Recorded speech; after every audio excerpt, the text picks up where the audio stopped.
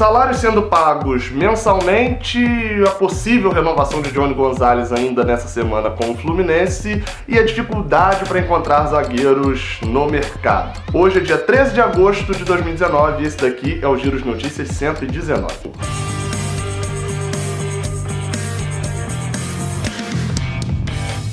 Seja bem-vindo, você guerreiro, você guerreira de todo o Brasil, de todo mundo. Aqui é o canal Raiz Tricolor, eu sou o Gabriel Amaral.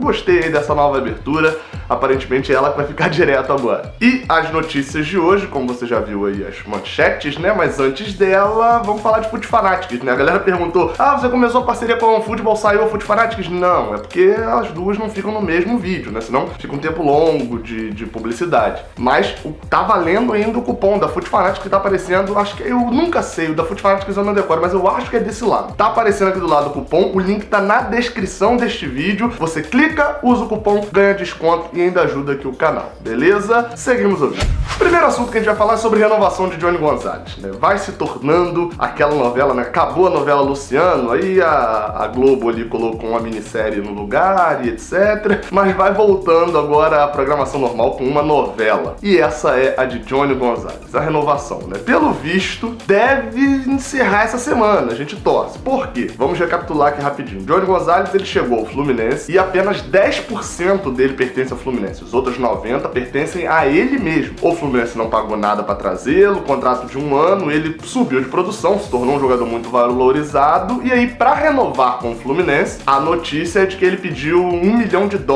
né? Cerca de 4 milhões de reais. Isso não é de salário, isso não é de nada, isso é de luvas, um costume, algo que as pessoas pagam, né, quando o jogador não tem contrato com outro clube. Normalmente paga para renovar ou paga para contratar quando ele tá sem clube. Daí, nessa negociação, surgiu o boato já de que tinha outros clubes já oferecendo proposta, etc.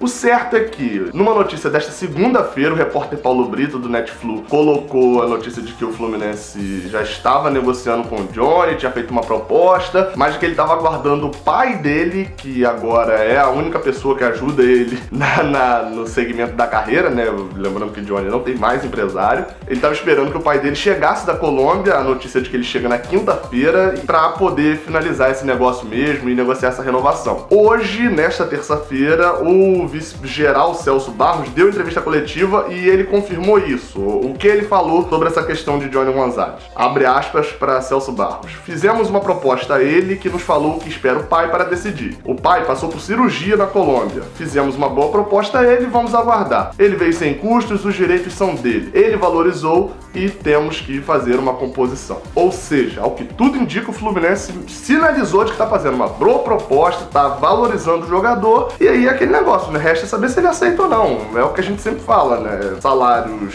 né, nem sempre são pagos, o Fluminense tem esse problema com salários, uma perspectiva também de jogar Libertadores, jogar torneios maiores que o Fluminense hoje não tem a perspectiva de jogar, tudo isso influencia na decisão do jogador também. Mas a gente aguarda para que na sexta-feira de manhã a manchete dos jornais seja Johnny renova com o Fluminense.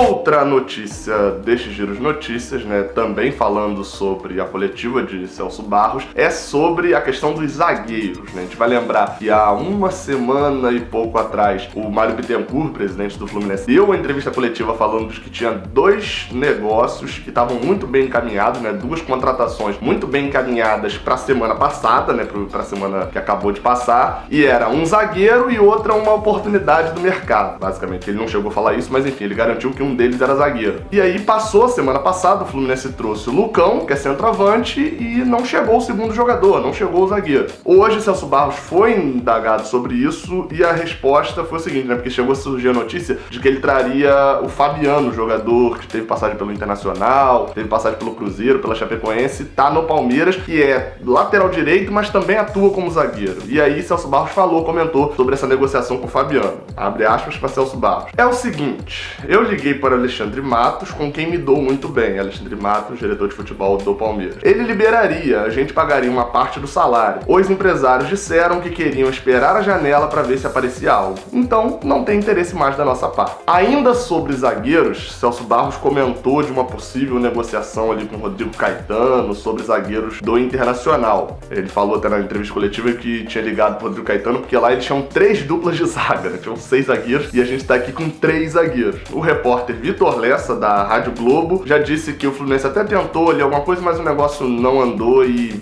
era o zagueiro Bruno Fux, jogador do Internacional. O Fluminense até tentou alguma coisa, mas não rolou nada. E sobre essa questão de contratações, né, principalmente dessa questão de zagueiro, eu até fiz um tweet que eu vou ler aqui pra vocês entenderem a dificuldade que é realmente trazer jogadores pro Fluminense. Ó, pra hoje você trabalhar no Fluminense significa que pra você contratar um jogador, ele precisa estar em fim de contrato e ou em baixa, né, porque ou ele tá em fim de contrato e você contrata ele de graça, como foi o caso de Johnny, ou então ele tá em baixa e você consegue pegar emprestado, mas nunca gasta dinheiro. Ponto 2, não ter um salário alto, a gente, né, não tem como arcar com salários altos. Número 3, aceitar vir para um time que disputa Z4 e não paga em dia, agora até tá melhorando, vocês vão ver a próxima notícia, mas é fato de que o Fluminense convive muito mais com salários atrasados do que com salários 100% em dia. E o ponto 4, se possível, ele ser um jogador de mediano pra cima.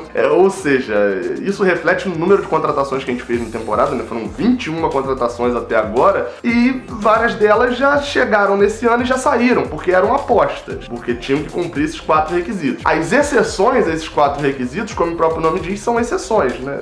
Ganso, Muriel, né, que não estava tão embaixo, mas enfim, exceção é exceção. E se existe uma exceção é porque existe uma regra. Última notícia deste vídeo, como eu falei, falar sobre salários, né? O Fluminense está pagando mensalmente, não significa que está pagando em dia. Como assim? Bem, foi anunciado que o Fluminense pagou mais um mês de salário da CLT agora no início de agosto. O salário que o Fluminense pagou foi o que venceu em julho, agora ele tem que pagar o mês de julho, né, que venceu na última semana. Ou seja, basicamente, o que o Fluminense hoje deve de salários? Deve um mês ao elenco, né, de salário, um mês completo, e o 13º de 2018 de alguns jogadores. A gente vai lembrar que não são todos, são poucos jogadores que estão no atual elenco que estavam em 2018 no Fluminense também, que receberam o 13º. Do time titular, por exemplo, Julião, Digão, Daniel e Pedro. Acredito que só esses 4. E para quem recebe direitos de imagem, que também não são todos, né, são só alguns, ainda falta esse sim, ainda falta janeiro, fevereiro, março e junho. Mas por que eu falei no início que o Fluminense tá pagando salários então? Porque é pelo 3º mês seguido que o Fluminense paga um mês de salário no início do mês. O que isso quer dizer? Que o time tá conseguindo pagar os salários e aí entrando uma renda extra, a gente vai lembrar, vai falar, onde tá o dinheiro da Sul-Americana? Isso a gente só recebe quando for eliminado da competição. Espero que demore bastante. Então, de acordo com o fluxo de caixa que vai entrando, vai quitando os atrasados, porém, pelo menos uma vez por mês entra salário na conta da galera. Num momento de janela da Europa aberta e onde o Fluminense está negociando várias renovações para 2020, pagar salário mensalmente é uma coisa importantíssima. Então é isso, galera. Não se esquece de dar o like aqui embaixo, de se inscrever aqui no canal e de ir lá na Food Fanatics também. O link tá aqui na descrição e o cupom, que você volta o vídeo e vai lá ver o cupom. Saudações tricolores, até a próxima. Valeu! Eu tô aqui me perguntando por que você não assistiu esses 2 vídeos que estão aqui no canto, aparecendo aqui agora nessa tela final. O vídeo aqui de cima é o envio mais recente que eu fiz aqui pro canal, e o vídeo de baixo é um vídeo que o YouTube separou especialmente pra você, então vale a pena você conferir. Muito obrigado pela moral que vocês têm me dado, não se esquece do like aqui no vídeo, saudações tricolores.